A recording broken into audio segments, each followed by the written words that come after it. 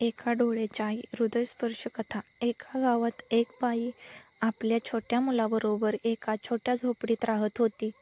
आपल्या मुलाला काही कमी पडू नये म्हणून दिवसरात्र एक करून ती काम करत असे. पण त्या छोट्या मुलाला मात्र आपली आई अजिबात आवडत नाही. तो तिचा तिरस्कार करत असतो, कारण तिला एक डोळाच नसल्यामुळे ती भेसूर दिसत असते. आईला तो शाळेतही येऊ देत नसतो. एकदा एका कार्यक्रमासाठी आईला शाळेत जावे लागते, पण तिला बघून कुठे तोंड लपवावे हे मुलाला कळत नाही. रागाचा एक कटाक्ष टाकून तो तिथून पळून जातो. घरी आल्यावर तो आईला प्रचंड बोलतो. कशाला आली होती शाळेत? आता माझे मित्र मला चिडवतील. मी उद्या शाळेत कसा जाऊ? तुला एक डोळा का नाही? मला तू अजिबात आवडत नाहीस, वगैरे वगैरे. आई काहीही बोलत नाही. आपण आईला खूप बोललो याचे मुलालाही काही वाटत नाही.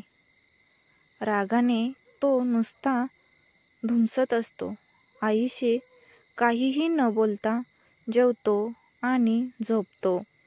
रात्री कधीतरी त्याला जाग येते, तर आपल्या मुलाची झोपमोड होऊ नये अशा दबक्या आवाजात आई रडत असते, पण त्याचेही त्याला काही वाटत नाही.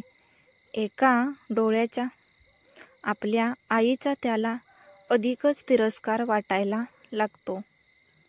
त्या क्षणी तो निर्णय घेतो, शिकून खूप मोठे व्हायचे आणि इथून बाहेर पडायचे.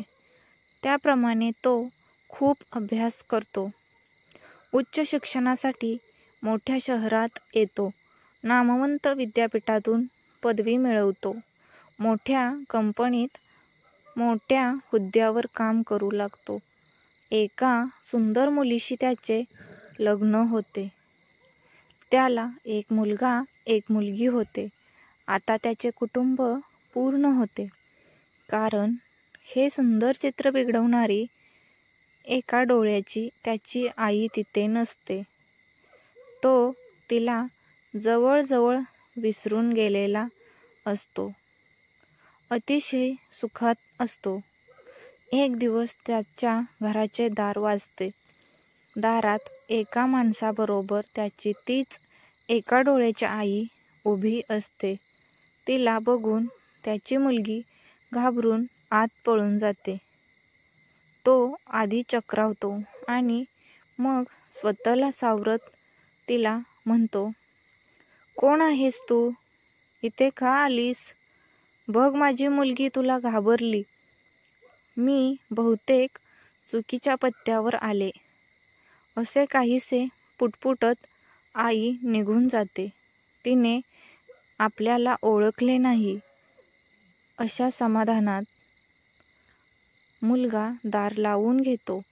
काही दिवसांनी माजी विद्यार्थी संमेलनासाठी त्याला त्याच्या शाळेतून पत्र येते. परत त्या गावात जाऊ नये असे वाटत असतानाही तो संमेलनाला जाण्याचा निर्णय घेतो. ऑफिसच्या कामासाठी जातोय असे बायकोला खोटेच सांगतो. संमेलन पार पडते.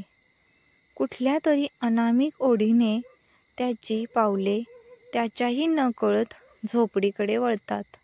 दाराला कुलूप असते. शेजारची बाई त्याला ओळखते आणि एक पत्र देते. ते पत्र त्याच्या आईचे असते. तो वाचू लागतो. मी खूप आयुष्य जगले. तुझ्याकडे आता मी परत कधीही येणार नाही, पण तू कधीतरी येऊन मला भेटावेस अशी माझी खूप इच्छा आहे. शाळेच्या संमेलनाला तू येणार हे कळले होते, पण तिथे येऊन तुला भेटायचे नाही असे मी नक्की ठरवले, कारण मला माहिती आहे एका डोळ्याची ही तुझी आई तुला आवडत नाही.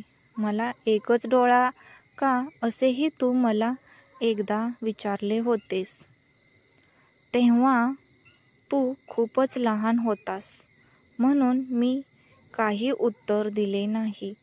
पण आज सांगते, बाळा, तू लहान असताना एक अपघात झाला. त्या अपघातात तू तुझा एक डोळा गमावलास. एका डोळ्याने तू संपूर्ण आयुष्य कसे जगणार या विचाराने मी हैराण झाले आणि माझा एक डोळा तुला दिला. मला तुझा खूप अभिमान आहे. तू मला जे बोललास किंवा माझ्याशी जसा वागलास त्यासाठी मी तुझ्यावर अजिबात रागावलेले नाही.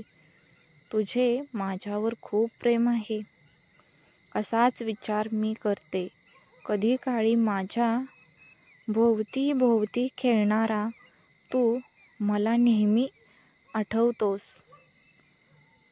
पत्र वाचून मुलगा ढसाढसा रडू लागला.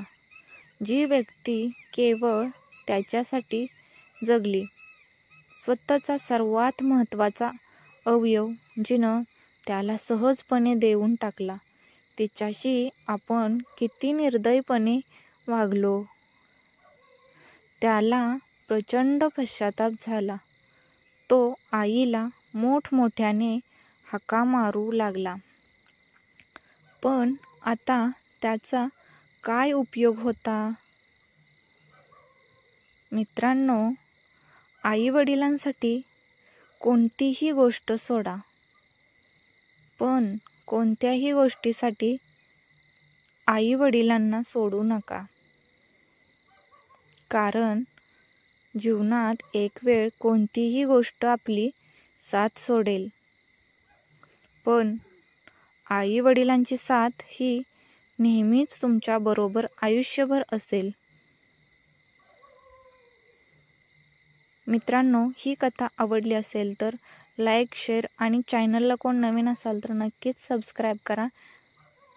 भेटूया नवीन एका पुढच्या कथेमध्ये. श्री स्वामी समर्थ.